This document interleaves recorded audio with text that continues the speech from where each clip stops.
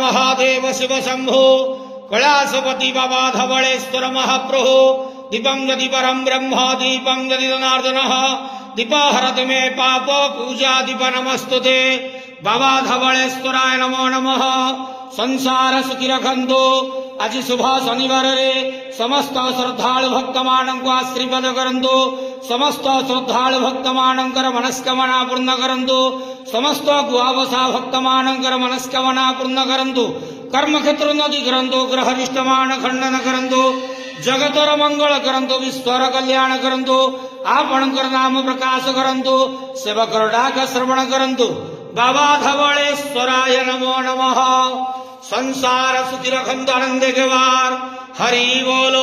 आज शुभ शनिवार रे समस्त श्रद्धालु भक्त मानक आशीर्वाद करंतु आनंद केवार हरि बोलो। ओम नमः शिवाय।